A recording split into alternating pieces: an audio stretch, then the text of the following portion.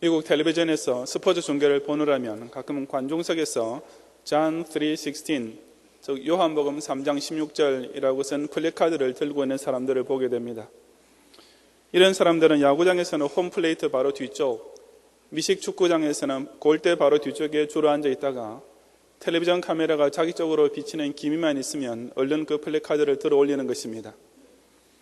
저는 그런 장면을 볼 때마다 정말 지혜로운 전도자들이라고 감탄을 금치 못했습니다. 미국 전 지역에 생방송되는 텔레비전 화면에 정식으로 전도 광고문을 낸다면 얼마나 돈이 많이 들겠습니까?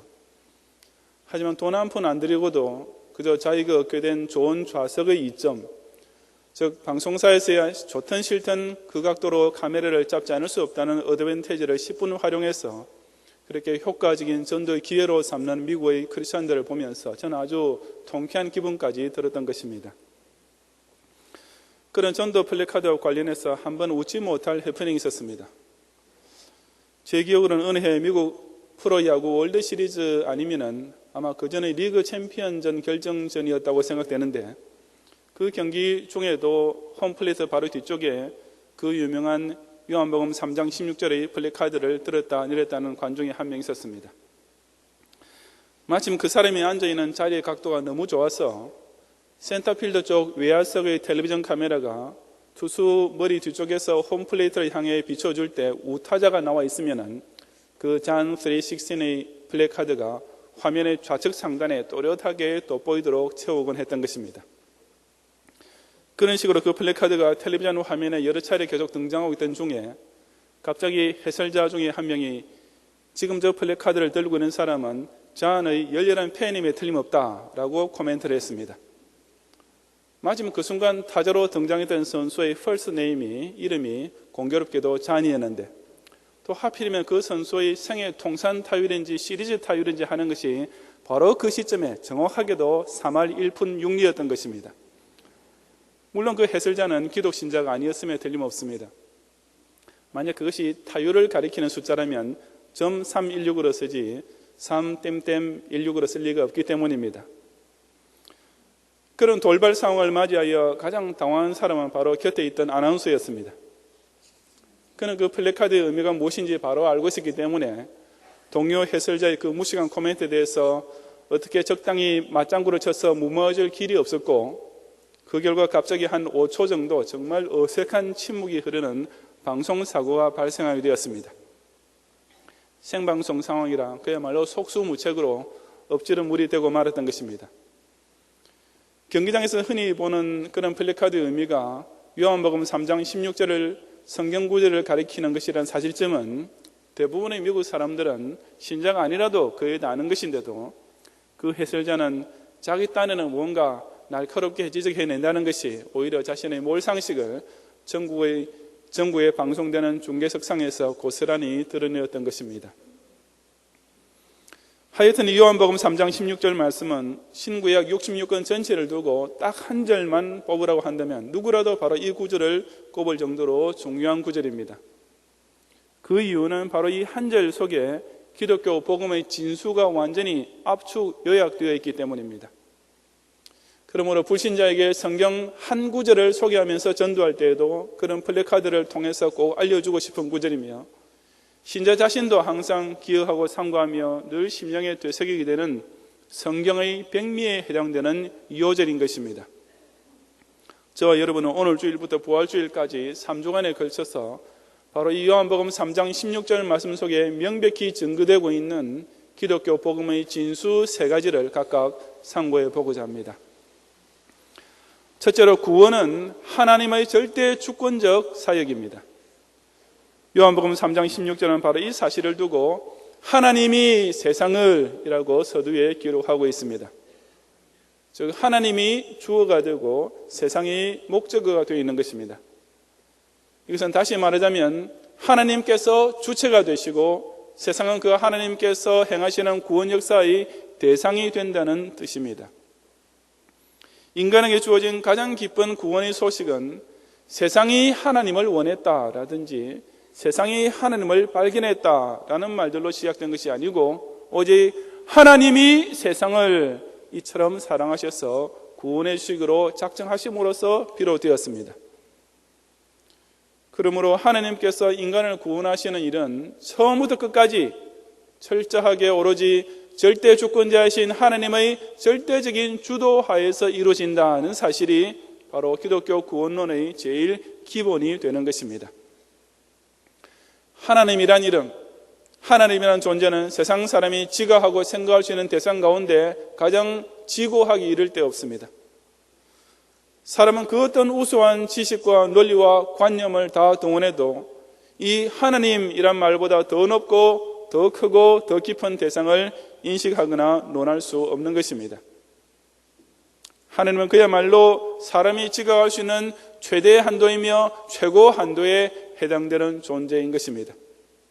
다시 한 번 더 말하자면 비록 사람이 하나님이란 이름을 부르고 그 개념을 생각하기는 하지만 그 하나님 자신은 그처럼 하나님을 생각하고 말하는 사람이라는 존재와는 비교도 될 수 없는 극히 위대하시고 무한하신 존재이신 것입니다.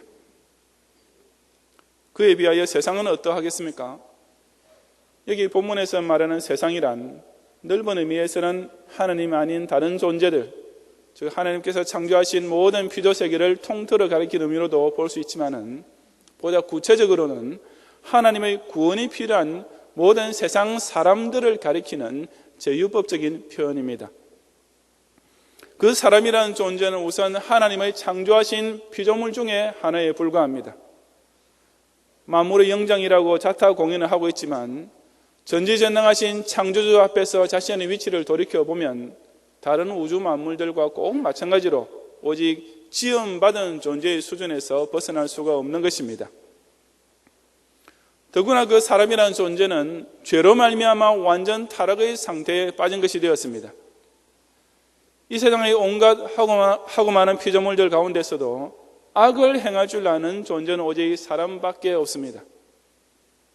태초에 하나님께서 지극히 완벽하게 실로 당신께서 보시기에 좋도록 만들어 놓으신 이 세상에 죄를 가져온 것은 다른 피조물이 아니라 바로 사람이었던 것입니다. 이런 사실을 돌이켜볼 때 본문에 하나님이 세상을 이라고 이 두 단어가 가까이 붙어 있긴 하지만은 실상에 있어서 이 두 존재의 차이라는 것은 그야말로 하늘과 땅 차이보다 훨씬 더 큰 것을 알 수 있습니다. 거룩하신 창조주와 죄인인 피조물이라는 이 까마득히 멀고도 먼 차이점은 원래 사람 쪽에서는 어찌할 수 없는 불가능의 간격일 뿐이었습니다. 그래서 인간의 완전 타락은 동시에 전적 무능력 상태로 직결되는 것입니다.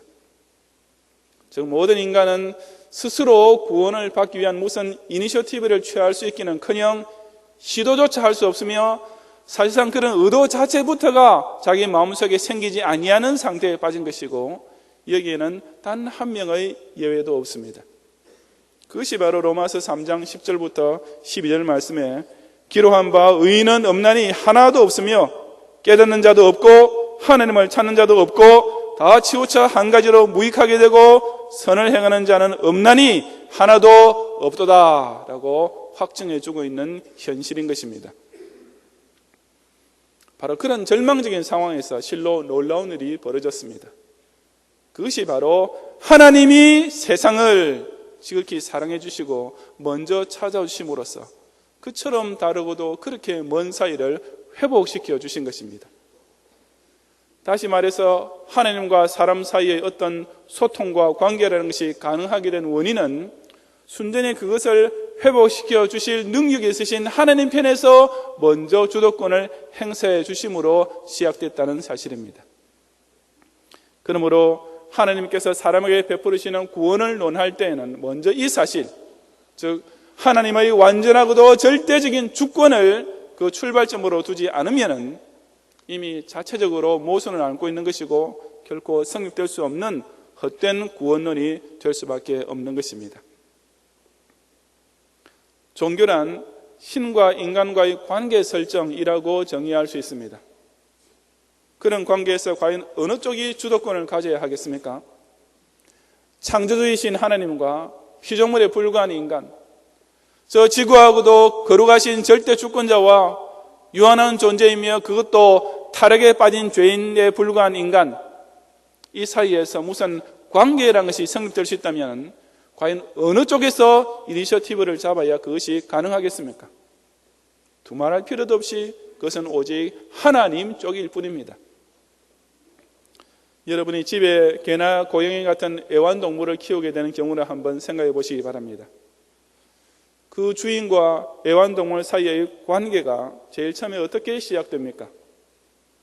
주인이 될 사람이 애완동물 가게에 가서 우리 안에 있는 온갖 종류의 그 수많은 개나 고양이들 가운데 자기 마음에 드는 놈을 하나 고릅니까? 아니면은 개나 고양이들 쪽에서 찾아온 고객들 중에 자기 주인이 되었으면 하고 싶은 사람을 선택해서 그 집으로 가게 됩니까?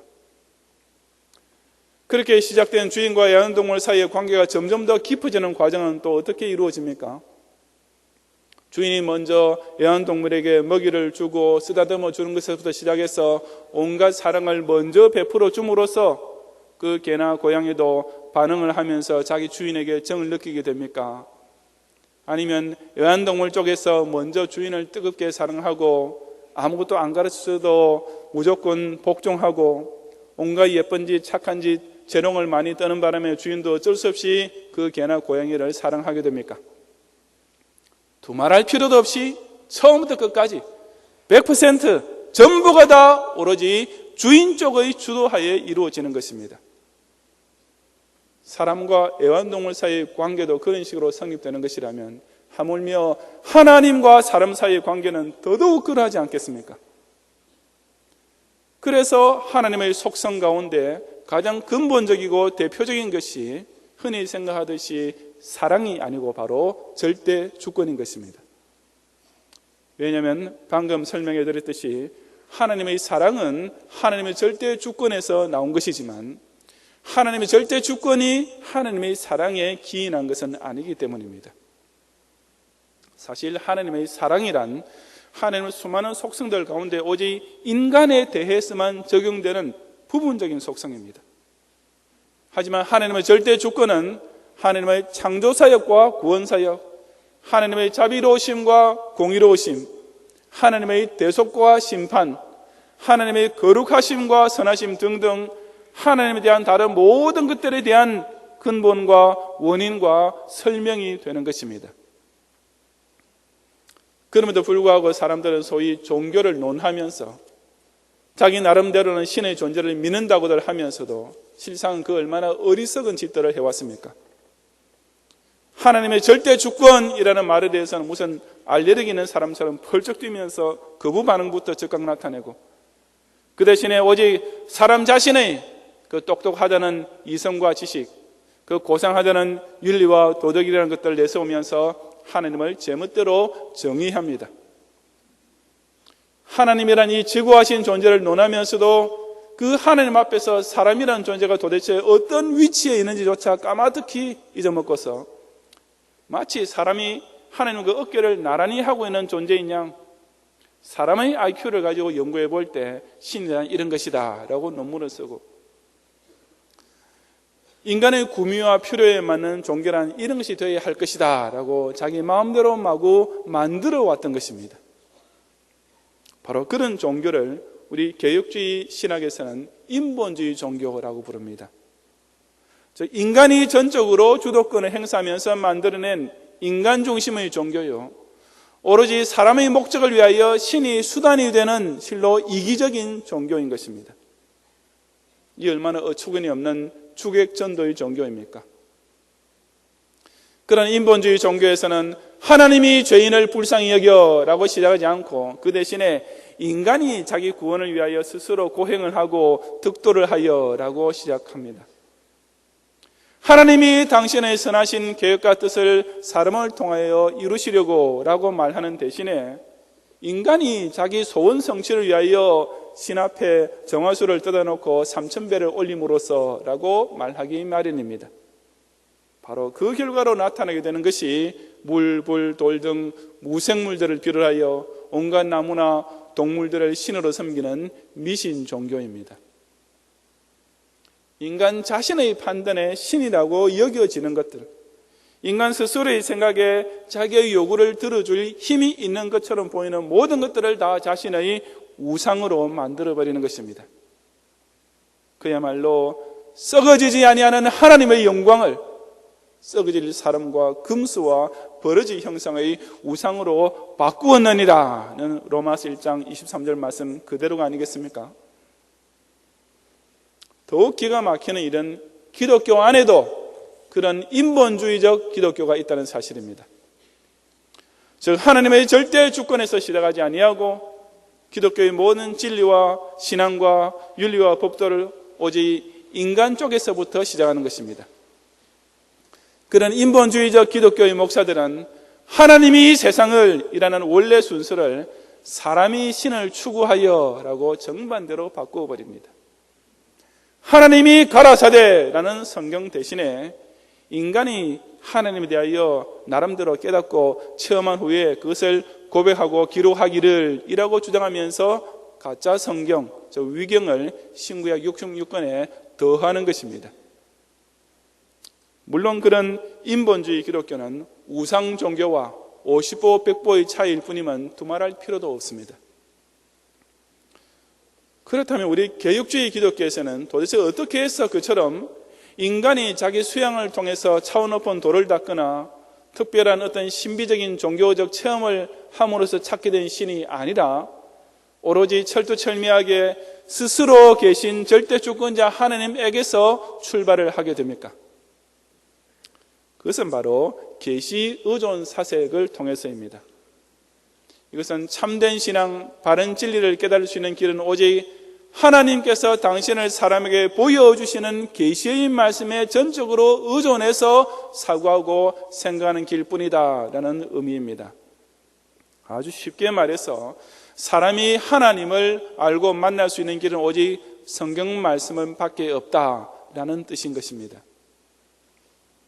우리가 현미경을 들여다보면 아메바와 같은 단세포 동물들을 관찰할 수 있습니다. 사람 같은 고차원의 동물과는 비교도 되지 않는 가장 하급의 생물이 겨우 세포 한 개만 가지고 그것도 생명이라고 꿈틀거리며 살고 있는 것입니다. 사람이나 아메바나 다 개, 문광, 목과 속종이라는 구분에 따르면 동물계에 들어가긴 하겠지만 그 양자의 지각 능력 혹은 인식 능력의 차이는 극과 극이지 않습니까? 우선 사람 쪽에서는 아메바라는 존재를 완벽하게 파악하고 이해할 수 있습니다. 즉 단세포 동물의 신체 구조부터 시작해서 그 일생과 생태계 전체에 이르기까지 그야말로 손바닥 들여다보듯이 다 알 수 있는 것입니다. 하지만 아메바 쪽에서는 제 아무리 자기 눈을 크게 뜨고 보아도 사람을 지각할 수가 없습니다.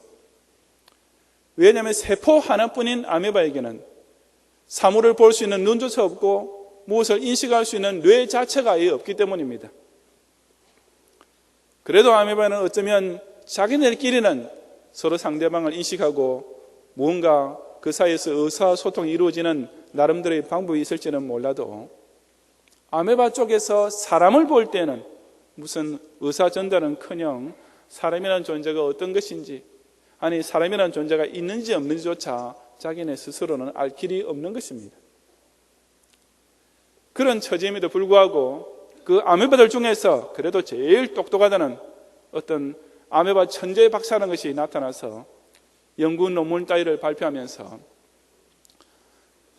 내가 찾아보고 조사해본 바에 하면 사람이라는 존재는 이러이러해야 할 것이다 라고 정의를 해야든지 혹은 사람이란 것은 우리 단세포 동물의 이성과 관측과 실험으로서는 그 존재가 증명될 수 없으니 사람은 존재하지 않는 것이다 어쩌고 저쩌고 한다면 그것이 우리 사람 눈에는 어떻게 보이겠습니까? 정말 가짜는 정말 가소롭게 짝이 없는 일이 아니겠습니까? 아무리 아메바 가운데서는 제일 유식하고 가장 도통한 아메바라 하더라도 사람 앞에서의 단세포 동물이나 문자 그대로 세 발의 피도 될 수 없는 것일 뿐이기 때문입니다. 하나님과 사람 사이의 존재 수준의 차이가 어디 사람과 단세포 동물 차이 정도겠습니까? 사람과 단세포 동물은 그래도 같은 동물계에 속하는 만큼 뭔가 공통점이 조금이라도 있긴 있을 것입니다. 그처럼 같은 계에 속해도 그렇게 큰 차이가 날 수 있는데 하물며 신과 인간이라는 이 두 존재 전혀 무슨 유사성이나 공통부모 같은 것이 아예 있을 수 없는 창조주와 피조물이라는 이 두 존재 사이의 차이는 얼마나 크겠습니까? 그런데 그런 처지에 있는 인간이 도대체 어떻게 스스로 하나님을 찾고 인식할 수 있겠으며 하나님에 대해서 자기 지혜로 정의를 내리고 결론을 내릴 수 있겠으며 어떻게 인간 편에서 주도권을 가지고 그 하나님과 무슨 커뮤니케이션이라는 것을 할 수 있겠습니까? 이것은 절대로 불가능한 일이었습니다. 그럼에도 불구하고 사람이 하나님 앞에서 제잘난 척하면서 자기 멋대로 하나님을 논할 때 그런 사람들을 내려다보시는 하나님의 기분이 어떠하시겠습니까? 자기네 딴에는 만물의 영장입네 어쩌고 하면서 신이 어떻고 종교가 어떻고 하고 책상 앞에서 토론하고 있는 모습을 살아계신 하나님께서 위에서 내려다보실 때 그 얼마나 한심하고 가소롭고 정말 가짜는시겠습니까? 바로 그런 인간편의 전적 무능력 때문에 하나님께서는 성경 말씀의 계시를 사람에게 주신 것입니다. 하나님께서는 바로 그 성경을 통하여 우리 사람에게 당신을 스스로 있는 자 여호와로서 계시, 즉 감추어 있던 것을 드러내 보여주신 것입니다. 그 결과 원래 사람의 양심이나 이성이나 지각이나 감각으로는 결코 볼 수도 알 수도 없었던 하나님을 바로 그 성경 말씀을 읽고 듣고 깨닫는 계시 의존 사색을 통해서 우리는 비로소 만나고 알고 믿을 수 있게 된 것입니다. 이것은 실로 오묘하고도 위대한 연역법적인 신앙입니다. 불신자들은 인간 스스로 알 수 있는 모든 지식적 정보들과 실험적 증거들을 다 모으고 종합 정리를 해서 귀납법적으로 하나님은 없다라고 결론을 내리고 맙니다. 하지만 우리 기독 신자들은 성경의 증거를 성령의 감동을 통하여 깨닫고 믿게 됨으로써 하나님은 살아계신다 라는 이 대전제 프리서포지션 절대 명제로부터 시작하는 것입니다. 일단 이 하나님을 아는 지식의 근본을 깨닫고 나면 나머지 모든 문제들은 그야말로 연역법적으로 간단하게 해결됩니다. 불신자들은 우주가 어떻게 존재하게 되었는가라는 질문에 대하여 그냥 있는 것은 있는 그대로 받아들이고 왜 있게 되었는지는 묻지 말자라는 실존주의 철학으로 얼버무립니다. 혹은 우주는 소위 빅뱅, 대폭발로 시작되었다라는 아직은 가설에 불과한 물리학의 이론으로 설명하려 하지만 그 빅뱅이라는 것이 왜 어떻게 발생했는지에 대해서는 물론 아무도 대답할 수 없습니다. 하지만 창조주 하나님이 살아계신다라는 대전제를 믿는 기독 신자는 태초에 그 하나님께서 천지와 만물을 창조하셨다라고 아주 간단 명료하게 대답할 수 있는 것입니다. 불신자들은 인류의 미래가 어떻게 될 것인가 라는 질문에 대해서도 온갖 추측과 억측들만 내놓을 수밖에 없습니다. 또한 그런 막연한 예언들은 인구 폭발, 식량난, 핵전쟁, 지구온난화, 공해, 해성충돌, 외계인 침공, 우주의 열적 종말 등등 전부가 다 불안하고 절망적인 것들 뿐입니다.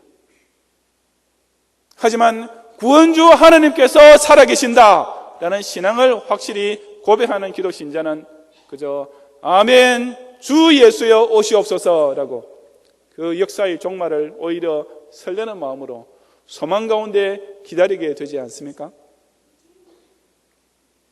하나님이라는 주체와 세상이라는 객체를 명백히 구별하여 깨닫게 될 때 바로 이처럼 놀랍고도 위대한 실로 오묘하면서도 너무나 고마운 구원신앙을 확실히 붙잡을 수 있는 것입니다. 성도 여러분, 하나님이 세상을 바로 여기에 우리 기독교 신앙의 기본 중의 기본이 다 들어 있습니다. 하나님의 절대 주권, 바로 이것이야말로 참된 구원을 얻을 수 있는 진짜 신앙 고백이며 창조의 신비와 인류의 종말까지 다 깨닫게 해주는 지혜의 근본인 것입니다. 그래서 오직 기독교만이 참된 종교가 되는 것입니다. 왜냐하면 참된 신을 믿는 유일한 종교는 기독교뿐이기 때문입니다.